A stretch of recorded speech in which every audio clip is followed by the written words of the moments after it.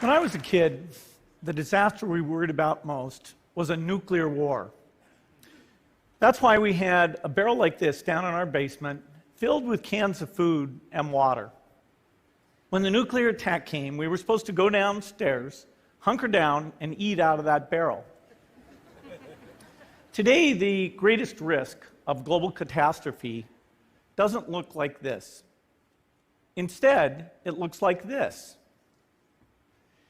If anything kills over 10 million people in the next few decades, it's most likely to be a highly infectious virus rather than a war. Not missiles, but microbes.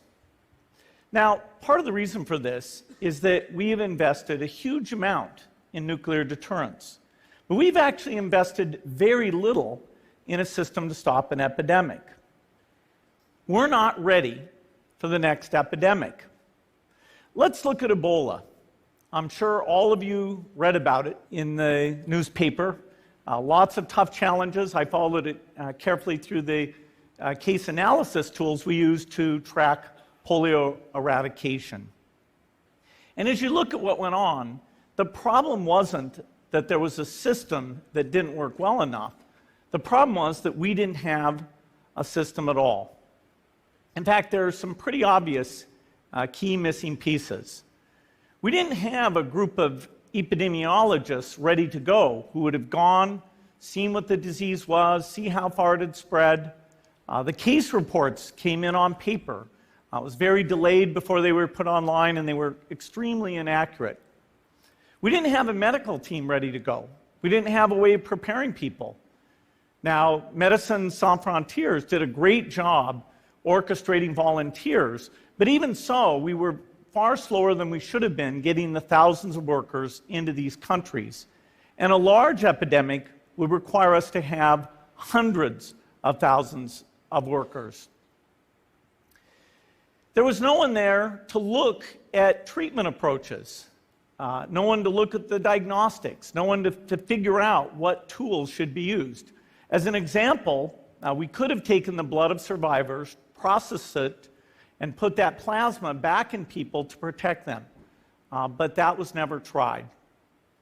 So there was a lot that was missing, and these things are really a global failure.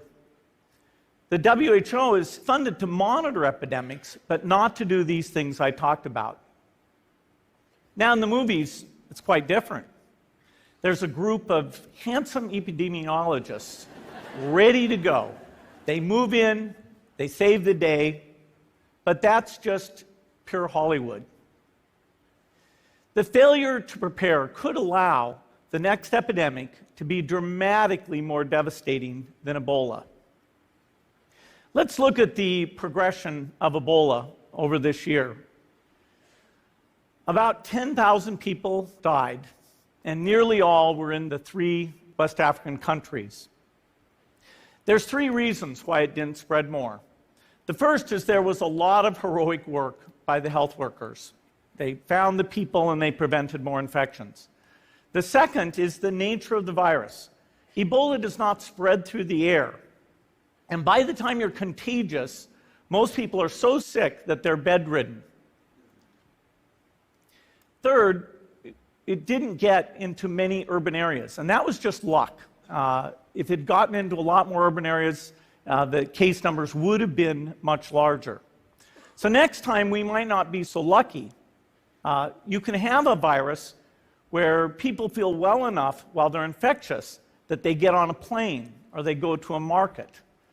The source of the virus could be a natural epidemic like Ebola, or it could be bioterrorism. And so there are things that would literally make things 1,000 times worse. In fact, let's look at a model of a virus spread through the air like the Spanish flu back in 1918. So here's what would happen. It would spread throughout the world very, very quickly. And you can see there's over 30 million people die from that epidemic. So this is a serious problem. We should be concerned. But in fact, we can build a really good response system. We have the benefits of all the science and technology that we talk about here. We've got cell phones to get information from the public and get information out to them. We have satellite maps where we can see where people are and where they're moving. We have advances in biology that should dramatically change the turnaround time to look at a pathogen and be able to make drugs and vaccines that fit for that pathogen. So we can have tools, but those tools need to be put into an overall global health system, and we need preparedness. The best lessons, I think, on how to get prepared are, again, what we do for war. For soldiers, we have full-time waiting to go. We have reserves that can scale us up to large numbers. NATO has a mobile unit that can deploy very rapidly. NATO does a lot of war games to check, are people well-trained? Do they understand about fuel and logistics and the same radio frequencies? So they are absolutely ready to go. So those are the kinds of things we need to deal with an epidemic. What are the key pieces? First is we need strong health systems in poor countries.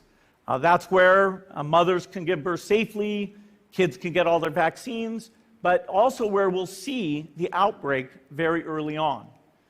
We need a medical reserve corps, lots of people who've got the training and background who are ready to go with the expertise. And then we need to pair those medical people with the military, taking advantage of the military's ability to move fast, do logistics, and secure areas. We need to do simulations, germ games, not war games, so that we see where the holes are. The last time a germ game was done in the United States was back in 2001, and it didn't go so well. So far, the score is germs 1, people 0. Finally, we need lots of advanced R&D in areas of vaccines and diagnostics. There are some big breakthroughs, like adeno-associated virus, that could work very, very quickly. Now, I don't have an exact budget for what this would cost, but I'm quite sure it's very modest compared to the potential harm. The World Bank estimates that if we have a worldwide flu epidemic, global wealth will go down by over $3 trillion, and we'd have millions and millions of deaths. These investments offer significant benefits beyond just being ready for the epidemic. The primary health care, the R&D, those things would reduce global health equity and make the world more just as well as more safe. So I think this should absolutely be a priority. There's no need to panic. We don't have to hoard cans of spaghetti or go down into the basement.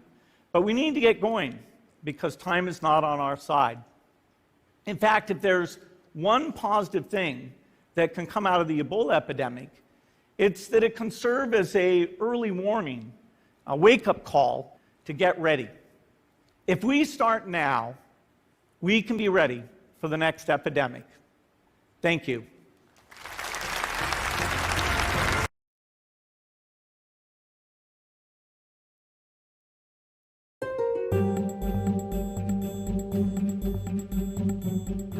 We have thousands or hundreds of thousands of people that get better just by, sitting around and even going to work. Some of them go to work, but they get better.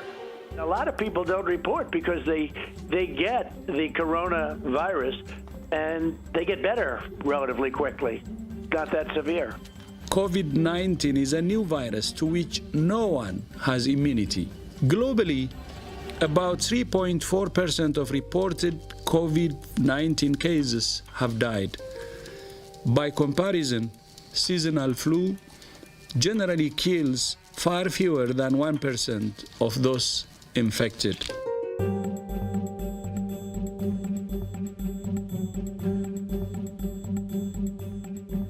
Well, I think the 3.4% is really a false number. Now, this is just my hunch, but based on a lot of conversations with a lot of people that do this, because a lot of people will have this and it's very mild.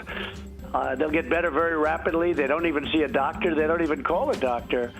You never hear about those people, so you can't put them down in the category of the overall population in terms of this corona flu and or virus. Personally, I would say the number is way under 1%.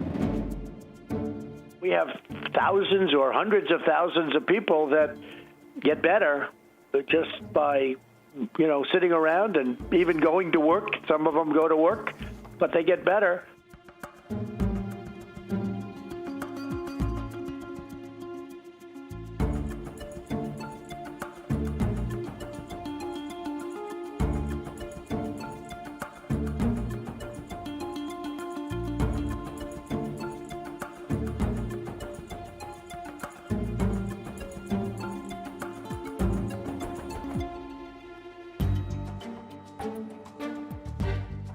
So that if it goes through the But the public, same vaccine could not work. You take a solid flu vaccine, you don't think that would have an impact or much of an impact on corona?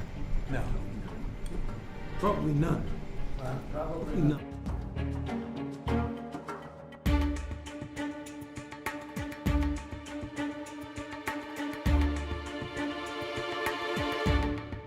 No matter how good you do, if you found a cure and everything disappeared within 24 hours, you'd say you did a terrible job, terrible. And that's unfortunate for the country. But, we live with it. And here I am in the White House. I'm president, and they're not. It's sort of an amazing factor, isn't it? Well, I think the 3.4% is really a false number. Now, this is just my hunch.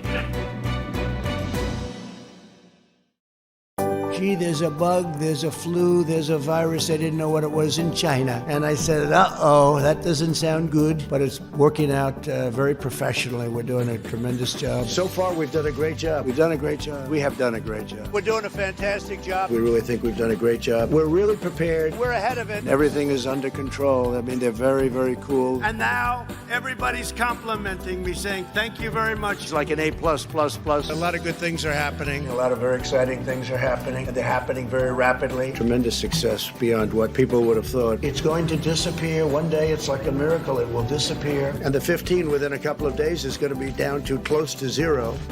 That's a pretty good job we've done.